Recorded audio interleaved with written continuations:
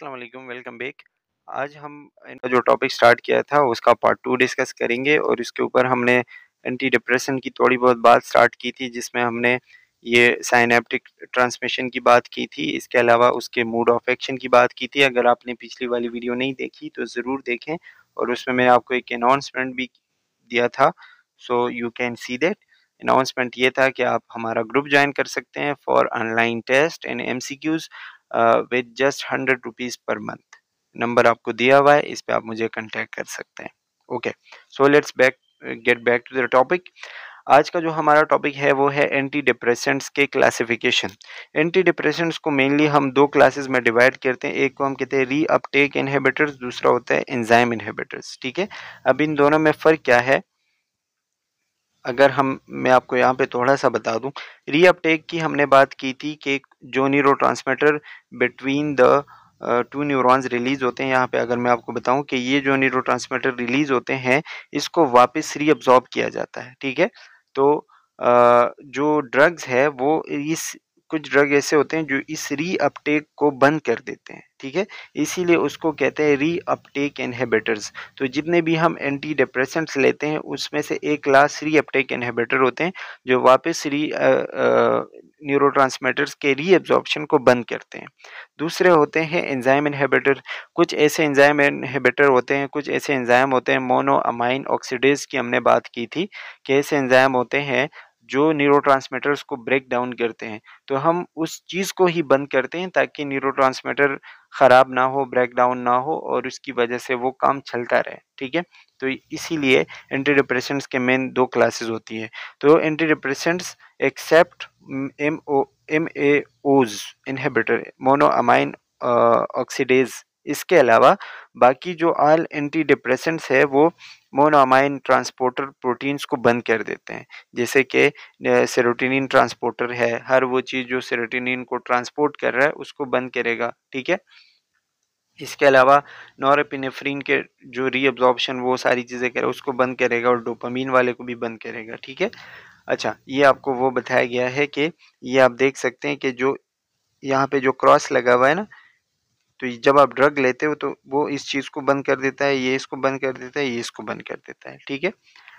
अच्छा जी, फिर आपको एंटी डिप्रेसेंट्स बताए गए हैं कि जो मतलब जो अपटेक इनहिबिटर्स है। अपटेक इनहिबिटर की हमने बात की थी ना कि क्या है, उसमें एक आते हैं ट्राईसाइक्लिक एंटी डिप्रेसेंट, जिसको हम TCAs कहते हैं। ठीक है, एक होते हैं उसमें selective serotonin reuptake inhibitor, SSRIs, selective serotonin reuptake inhibitors, यानी सेरोटोनिन को रीअपटेक करवाने वाले चीज़ें जो उसको बंद करें, जो चीज़ सेरोटोनिन को रीअपटेक कर रहे हैं ना उसको बंद करने वाले ड्रग्स। ठीक है, इसके अलावा सेरोटोनिन और नॉरएपिनेफ्रिन रीअपटेक इनहिबिटर्स, और एपिनेफ्रिन या नॉरएपिनेफ्रिन रीअपटेक इनहिबिटर। और इसके अलावा जो उसकी दूसरी क्लास है वो है मोनोअमाइन ऑक्सीडेज इनहिबिटर, जो एंजाइम इनहिबिटर की हमने बात की। अच्छा, फिर इसमें अगर हम पहला देखें ट्राईसाइक्लिक एंटी डिप्रेसेंट, जिसको हम TCAs कहते हैं, तो इसका मोड ऑफ एक्शन क्या है कि ये जाके मस्कुरेनिक एसिटाइलकोलिन यानी जो मसल्स के रिसेप्टर होते हैं ना उसको भी अक्सर ब्लॉक करते हैं। हिस्टामिन रिसेप्टर जो अक्सर एलर्जिक रिएक्शन, दर्द वगैरह फील करवाते हैं उसको भी ब्लॉक करते हैं, और एड्रीनो रिसेप्टर जो होते हैं A1 अल्फा 1 उसको भी ब्लॉक करते हैं। यानी ये अपने डिप्रेसेंट्स सेरोटोनिन, डोपामीन और एपिनेफ्रिन के अलावा भी कुछ और चीज़ों को भी ब्लॉक करता है। यानी अगर आप सोचें थोड़ा सा डीपली, तो इसके मसल्स, हिस्टामिन और एड्रेनलिन या अल्फा रिसेप्टर के ऊपर साइड इफ़ेक्ट हो सकता है। क्या-क्या साइड इफ़ेक्ट हो सकते हैं? आपको जो है एरिथमियाज़, टैकीकार्डिया, ब्रेडिकार्डिया, ये सारी चीज़ें हो सकती है as a side effect. Allergies हो सकती है, फ्लू, कफ, रिस्पायरेटरी प्रॉब्लम्स, ये सारी चीज़ें हो सकती है एज़ अ साइड इफ़ेक्ट। ठीक है? अच्छा, और इसका जो onset of depression activity takes 2 to 3 weeks. ये लास्ट वीडियो में मैंने आपको बताया था कि डिप्रेशन से जब आप ये वाले ड्रग लेते हो तो डिप्रेशन से निकलने के लिए आपको 2 से 4 या 3 हफ्ते लगते हैं। क्यों लगते हैं? ये आप मुझे बताएँगे कमेंट्स में, ठीक है? आप नहीं बता पाए तो मैं आपको इंशाल्लाह एक कमेंट पिन करके मैं आपको जवाब दे दूँगा फिर। अच्छा, इसी तरह TCAs और एंटी हैम इफ़ेक्ट। एंटी हैम में वही जो डोपामीन और क्या कह सकते हैं, सेरोटोनिन और वो सारी चीज़ें मिल के आपको बता रहे हैं, ठीक है। एंटी हेम हेम वैसे कोई प्रॉपर वो नहीं है, एब्रिवेशन नहीं है, it is just a made thing जो यहाँ पे आपको बताया हुआ है, ठीक है। तो टीसीएस क्या है, inhibit axonal reuptake of NA and 5-HT, यानी कि वही नॉरएपिनेफ्रिन और सेरोटोनिन का रीअपटेक ये बंद कर देते हैं। जब ये बंद होगा तो वहाँ पे कंसंट्रेशन ऑफ न्यूरोट्रांसमीटर ब्रेन में और न्यूरॉन्स के बीच में बढ़ जाएगा, सिग्नल चलते रहेंगे और मसला जो है वो कम होता जाएगा, ठीक है। फिर इसमें जो है वो क्लासिफिकेशन 2 तरह की है, ठीक है। एक को हम कहते हैं पोटेंट एंटीकोलिनर्जिक। एंटीकोलिनर्जिक आपको पता है, कोलिनर्जिक यानी बॉडी के जो नॉर्मल फंक्शन होते हैं, metabolism, heart rate, breathing rate, ये सारी चीज़ें चलना कोलिनर्जिक होते हैं, ठीक है। तो ये जो है ये पोटेंट एंटीकोलिनर्जिक है, यानी ये आपके उन सारी चीज़ों को थोड़ा-सा कम कर सकते हैं, आपके हार्ट रेट को, आपके ब्रीदिंग रेट को और मेटाबॉलिज्म को थोड़ा बहुत डिक्रीज़ कर सकते हैं एज़ अ साइड इफ़ेक्ट। और ये मोर सेडेटिव है, यानी इसमें नींद ज़्यादा है। जब आप ये वाले ड्रग्स लेंगे ना, ये वाले जो यहाँ पे आपको दिखाए गए हैं, तो आपको नींद ज़्यादा आएगी और आपका जो मेटाबॉलिज्म एक्टिविटी है वो कम हो जाएगी। जिसमें कौन-कौन से ड्रग आते हैं, इमिप्रामिन, क्या लिखा है, क्लोमिप्रामिन, ठीक है। और एमेट्रिप्टाइलिन, अच्छा प्रोनाउंसिएशन थोड़ी बहुत गड़बड़ हो सकती है। तो ये मोर सेडेटिव है। इसके अलावा आप देख सकते हैं लेस सेडेटिव। लेस सेडेटिव वो जिसमें नींद या फिर नशा आप कह सकते हो थोड़ा-सा कम होता है। That is desipramine, amoxapine and nort nortriptyline. हाँ, ये जो है, ये ऐसे ड्रग्स है जो कि 2 क्लासेस में है, एक मोर सेडेटिव, एक लेस सेडेटिव, और दोनों ही टीसीए का जो है वो ट्राइसाइक्लिक क्या था, अमाइन्स आई थिंक, ठीक है, उसका ही जो है वो क्लासेस है। अच्छा, anti depression, tricyclic anti depression toxicity हो सकती है। टॉक्सिसिटी यानी एज ए साइड इफेक्ट क्या हो सकता है, इसके बहुत खतरनाक साइड इफेक्ट हो सकते हैं। क्या कि इट कैन बी फेटल, अगर हम इसको ओवरडोज करेंगे, बहुत ज़्यादा लेंगे, तो ये बंदे की जान ले सकता है, ठीक है। अच्छा, इसके अलावा most important toxic effect is slowing OD depolarization of the cardiac action potential by blocking fast sodium channel, जिसे क्विनाडीन लाइक इफेक्ट प्रोड्यूस करता है, ठीक है। अगर मैं आपको बताऊं, देखें, एंटी डिप्रेशन टीसीए वाले जब आप लेते हो तो ये एक तो फेटल कर मतलब मौत करवा सकती है अगर बहुत ज़्यादा लोगे तो, ठीक है। दूसरा काम, ये टॉक्सिक इफेक्ट इसका ये है कि ये आपके हार्ट रेट को डिस्टर्ब कर सकती है। हार्ट जिस तरीके से कंट्रैक्ट रिलैक्स होता है ना, तो उसके चैनल्स को डीपोलराइजेशन रिपोलराइजेशन को ख़राब कर सकता है। तो इसकी वजह से आपका हार्ट या तो बहुत ज़्यादा स्लो हो जाएगा या बहुत ज़्यादा फास्ट हो जाएगा, जिसको हम कार्डियक एरिथमिया कहते हैं। कंडक्शन सही नहीं होगी ना, तो इसकी वजह से कार्डियक एरिथमिया कैसे। क्विनाडीन इफेक्ट ये एक ड्रग होता है, जब आप वो लेते हैं तो आपका हार्ट जो है वो तेज़ हो जाता है या स्लो हो जाता है, मतलब एरिथमियाज हो जाते हैं, तो उसी तरह का इफेक्ट ये प्रोड्यूस करते हैं। तो मतलब ये इसकी टॉक्सिसिटी है। अच्छा, अब आप इसको यूज़ कहाँ-कहाँ कर सकते हैं? मतलब ये फूड एंड ड्रग एडमिनिस्ट्रेशन से अप्रूव्ड है ये ड्रग, एफडीए जिसको कहते हैं, ठीक है? ये बहुत ज़्यादा आप डिप्रेशन में यूज़ कर सकते हैं, स्पेशली जो डिप्रेशन में जो सबसे पहले ड्रग्स दिए जाते हैं वो टीसीए वाले होते हैं, ठीक है? ओसीडी, ऑब्सेसिव कंपल्सिव डिसऑर्डर, जो शक की बीमारी होती है, उसमें आप वो कर सकते हैं, स्पेशली एसएसआरआई, सेरोटोनिन, क्या था? सेरोटोनिन रीअपटेक इनहिबिटर्स था, इस तरह कुछ, ठीक है। तो वो जो है उसको ब्लॉक कर सकते हैं।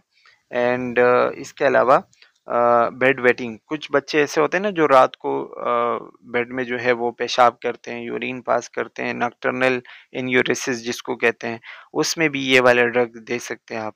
जिसको एम्पेरामीन है, एम्पेरामीन वाली जो ड्रग है ना, वो आप बच्चों को दे सकते हैं, बहुत लो डोज में देते हैं, जो बच्चे रात को बेड वेटिंग करते हैं, नक्टर्नल एन्यूरेसिस जिसको कहते हैं। अच्छा, इसी तरह होते हैं मोनो ऑक्साइडेज इनहिबिटर, जो एंजाइम था ना, जो मोनोअमाइन ऑक्साइडेज है, उसको आप कैसे इनहिबिट कर सकते हैं, या उसको इनहिबिट करने वाली जो दवाइयाँ होती है, ये क्या है, are a powerful class of drugs, anti depression, वही बात कि ये बहुत ही पावरफुल ड्रग्स है, और ये आप एटिपिकल डिप्रेशन में यूज़ कर सकते हैं। पैनिक डिसऑर्डर जो होते हैं, जो मूड डिसऑर्डर होते हैं, बंदे को मेनिया और पैनिक सिचुएशन में जब हो जाता है, ठीक है। और इसके अलावा फोबिया, सोशल फोबिया यानी लोगों के बीच जाने से डरना, जो फोबिया होता है, तो उसमें आप उन मरीजों को आप ये वाले ड्रग दे सकते हैं, ठीक है। अब इसमें due to potentially lethal dietary and drug interaction MAOIs यानी कि monoamine oxidase inhibitors had been reserve as a last line of RX। RX आपको पता है ना, ट्रीटमेंट या प्रिस्क्रिप्शन जिसको कहते हैं। तो ये जो है मतलब ये ड्रग इतना पहले नहीं दिया जाता, क्यों? क्योंकि ये हमारे खाने के साथ इंटरेक्शन कर सकता है या फिर हम जो और दवाइयाँ लेते हैं उसके साथ इंटरेक्शन कर सकता है, रिएक्शन कर सकता है। इसीलिए हम ये मरीज को डिप्रेशन में फर्स्ट लाइन ऑफ ट्रीटमेंट नहीं देते। ये जब कब देते हैं? Use only when other classes of depression such as SSRIs and TCS have failed. जब ये दोनों फेल हो जाएंगी ना, आपने सेरोटोनिन वाले ड्रग दिए हैं वो फेल हो गए, TCA वाले फेल हो गए, फिर आप ये मोनोअमाइन ऑक्सीडेज इनहिबिटर्स पे आएंगे। क्यों आएंगे? क्योंकि ये पहले नहीं देते। क्यों नहीं देते? क्योंकि ये बाकी दवाइयों और खाने के साथ इंटरेक्शन कर सकता है, रिएक्शन कर सकता है, जिसकी वजह से और साइड इफेक्ट आते हैं। अच्छा, अब ये क्या चीज़ है, इसके ऊपर लास्ट से नहीं उससे पहले वाली वीडियो में हमने बात की थी एंटी साइकोटिक ड्रग्स के ऊपर, जो हमने वीडियो बनाई थी उसके ऊपर हमने बात की थी, इसलिए मैं ज़्यादा डिटेल में नहीं जाऊंगा। ये एक एंजाइम होता है जो हमारे टिश्यूज़ में पाया जाता है, स्पेशली लिवर, गट और नर्व्स में, ठीक है। मोनोअमाइन ऑक्सीडेज बता रहा हूँ, ये एक एंजाइम होता है, ठीक है, जो कि हमारे न्यूरोट्रांसमीटर्स को डिग्रेड करता है या ब्रेक डाउन करता है, ठीक है। इसके दो टाइप्स होते हैं, एक को हम कहते हैं MAO ए यानी कि मोनो अमाइन ऑक्सीडेज ए और मोनो अमाइन ऑक्सीडेज बी, ठीक है। तो मोनो अमाइन ऑक्सीडेज ए जो है वो हमारे नॉरेपिनेफ्रिन, सेरोटोनिन और टायरामीन या फिर आप कह सकते हो कि डोपामीन के मेटाबॉलिज्म के लिए रिस्पॉन्सिबल होता है, उसको ब्रेक डाउन करता है। और MOB जो है वो हमारे डोपामीन, सिर्फ और सिर्फ डोपामीन के लिए, ठीक है। बाकी MAO में जो है वो दो तीन चीज़ें और भी ऐड है। अच्छा, क्वेश्चन टाइम, पढ़ लीजिएगा, मुझे जवाब दे दीजिएगा, ठीक है। ओके, यहाँ पे फिर से आपको वही साइनेप्टिक वो बताया हुआ है, रीअपटेक ब्लॉक करना कैसे ब्लॉक करते हैं, इसके ऊपर ऑलरेडी हमने बात की। अच्छा, इसके अलावा अदर इंडिकेशन फॉर SSRI जो सेरोटोनिन रीअपटेक इनहिबिटर है, उसके लिए अदर मतलब आप और उनको किन किन चीज़ों में, डिप्रेशन के अलावा और किन किन चीज़ों में यूज़ कर सकते हैं? ऑब्सेसिव OCD में, bulimia nervosa and panic disorder, इनके ऊपर हमने बात की थी आई थिंक मेट्रोम के एग्जाम्स का जो कोर्स था उसमें। ऑब्सेसिव शक की जो बीमारी होती है ना, ये तो आपको पता है। बुलिमिया नर्वोसा ये एक साइकोलॉजिकल फूड डिसऑर्डर है जिसमें बंदा बहुत ज़्यादा खाता है, ठीक है, वक्फे से बहुत ज़्यादा खाता है, ठीक है। और ये स्पेशली फीमेल्स में ज़्यादा ये बीमारी पाई जाती है, बुलिमिया नर्वोसा। एंड इसके अलावा पैनिक डिसऑर्डर, जो कि बहुत ज़्यादा बंदा पैनिक कर जाता है, और इसके ये आपको ड्रग्स बताए गए हैं, इस ये पढ़ लीजिएगा। जो जो ड्रग्स है SSRI के, ये वाले ड्रग आप यहाँ भी यूज़ कर सकते हो, ओके। अच्छा, फिर इसके आपको कुछ एडवर्स इफेक्ट बताए गए हैं सेलेक्टिव सेरोटोनिन रीअपटेक इनहिबिटर्स के, SSRIs के एडवर्स इफेक्ट क्या क्या हो सकते हैं? हेडेक, स्वेटिंग, एंजाइटी और एजिटेशन यानी घबराहट, नोजिया, वोमिटिंग, डायरिया हो, ये तो हर एक का होता है। Weakness and fatigue, sexual dysfunction, ठीक है। इसके अलावा changes in weight, weight gain हो सकता है या लॉस, नॉर्मली लॉस होता है बहुत ज़्यादा, ठीक है। चेंजेस इन वेट हो गया। स्लीप डिस्टर्बेंसेस, इंसोम्निया या सोमनोलेंस, इंसोम्निया का मतलब होता है नींद ना आना, सोमनोलेंस का मतलब होता है बहुत ज़्यादा नींद आना, ठीक है। अच्छा, इसमें फिर आप देखते हैं कि फेरोक्सिटीन एंड फ्लेवोक्सिमाइन और मोर सेडेटिंग, ये जो है ऐसे दो ड्रग्स हैं जो बहुत ज़्यादा नींद दिलाते हैं। और फ्लोक्सिटीन और सेट क्या लिखा हुआ है, सेट्रलाइन और मोर सेडेटिव SSRIs, ठीक है। तो ये आप मतलब ये ऐसे ड्रग्स हैं जो बहुत ज़्यादा नींद दिलाने वाले ड्रग्स होते हैं। इसके अलावा डिसकंटिन्यूएशन सिंड्रोम, डिसकंटिन्यूएशन सिंड्रोम ये होता है कि जैसे आप एक चीज़ अचानक छोड़ते हैं और उसकी वजह से आपके बॉडी को जो गुजरना पड़ता है जिस सिचुएशन से, उसको कहते हैं डिसकंटिन्यूएशन सिंड्रोम। यानी आप अगर ये वाले ड्रग्स अचानक छोड़ेंगे तो बॉडी को उस चीज़ को एडजस्ट करने में टाइम लगेगा और थोड़े बहुत आपको साइड इफेक्ट होंगे।